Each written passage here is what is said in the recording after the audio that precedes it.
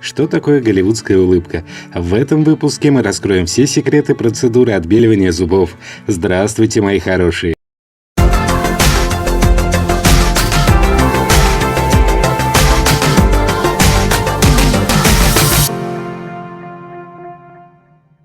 В современном мире белая улыбка является признаком успешного человека.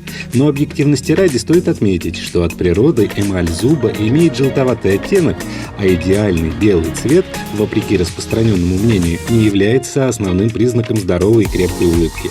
Всему виной кальций, наличие которого в эмали и объясняет ее желтизну.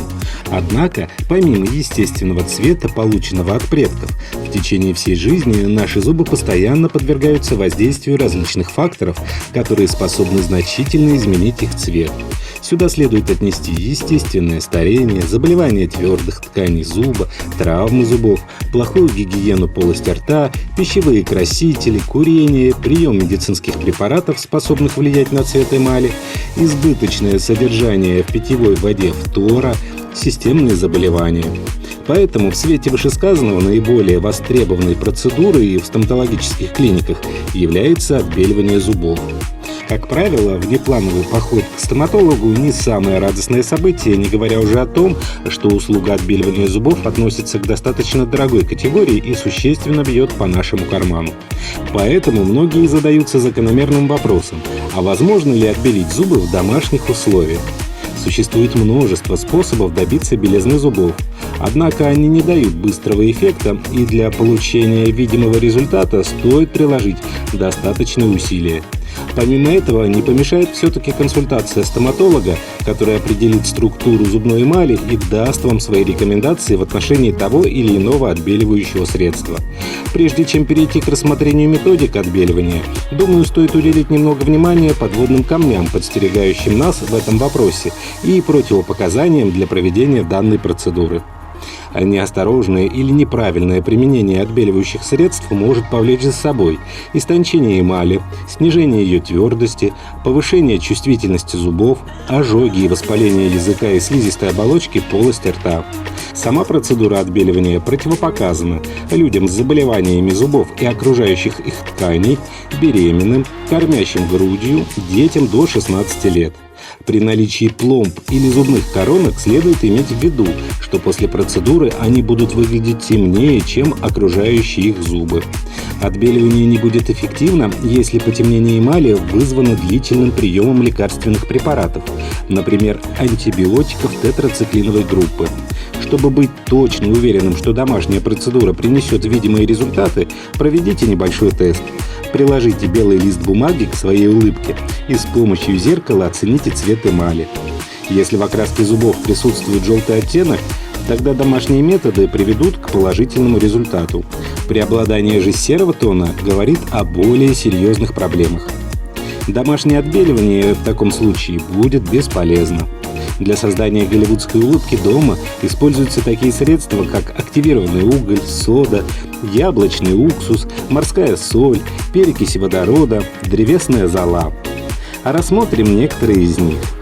Действие пищевой соды заключается в механическом удалении желтого налета, но при этом повреждение получает и эмаль зуба, истончаясь и становясь более чувствительной. Однако хороший результат при использовании соды достигается при удалении налета курильщиков. Плюс ко всему, сода прекрасно дезинфицирует ротовую полость. Ни в коем случае не трите зубы сухой содой и не проводите подобную чистку чаще, чем раз в месяц, чтобы не повредить эмаль. Сама методика проста. Обмакните в соду мокрую зубную щетку и разотрите по поверхности зуба. После процедуры обязательно прополощите рот чистой водой. Отбеливание зубов перекисью – основа воздействия большинства стоматологических гелей, применяемых в целях осветления эмали. Внимание! Ни в коем случае не глотайте перекись водорода. При использовании концентрированной перекиси можно получить ожоги слизистой рта, а зубы вообще могут лишиться эмали. Чтобы удалить желтый налет на зубах перекисью, используют два способа – протирание и полоскание. В первом случае ватным тампоном, смоченным в 3% растворе перекиси водорода, несколько раз протирают поверхности зубов, после чего тщательно прополаскивают полость рта водой. Во втором случае, после чистки зубов зубной пастой полощут полость рта раствором, приготовленным по следующей схеме. 25 капель готовой аптечной 3% перекиси разводят в 1/3 стакана воды. И обязательно заканчивают процедуру полосканием рта чистой водой.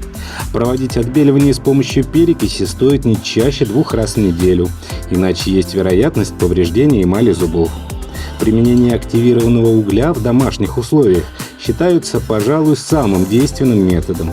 В полости рта он оказывает двойное действие, обезвреживает продукты жизнедеятельности бактерий и счищает с эмали имеющийся налет.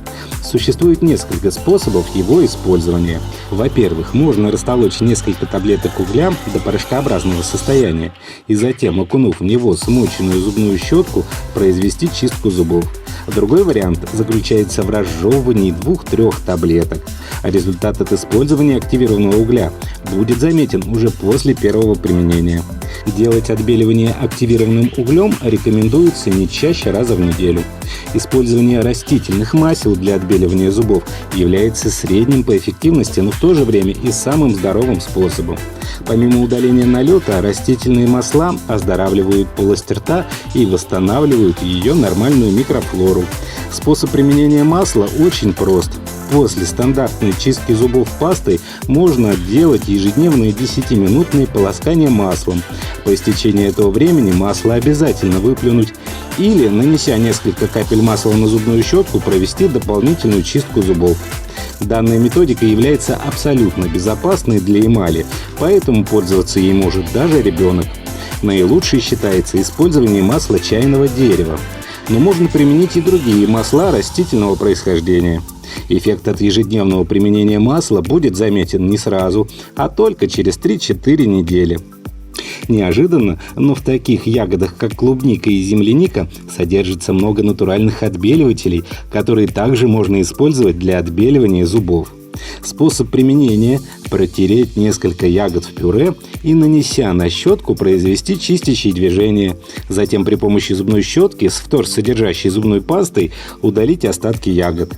Для отбеливания зубов в домашних условиях могут быть использованы и аптечные средства – зубные пасты, гели, полоски, карандаши. Зубных паст сегодня существует великое множество на любой вкус и цвет.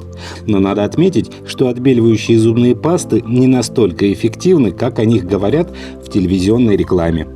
Помимо этого, многие отбеливающие пасты содержат в своем составе пищевую соду и полирующие абразивы, поэтому постоянное использование таких паст ведет к истиранию и разрушению эмали.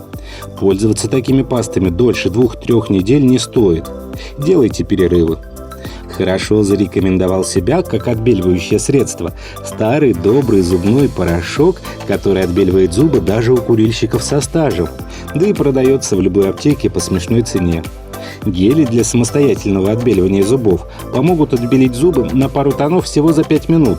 Длительность курса для домашнего отбеливания зависит от концентрации в средстве активных компонентов, но, как правило, не превышает недели.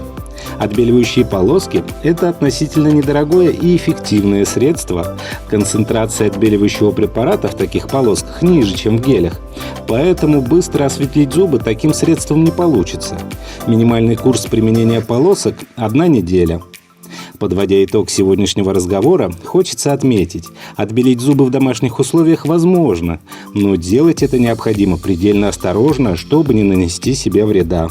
И не забывайте, естественный цвет зубов идеально белым не бывает. Эмаль желтоватым оттенком считается самой крепкой и является признаком отличного здоровья. Не болейте, берегите себя, подписывайтесь на канал, ставьте пальчики вверх. Здоровья вам!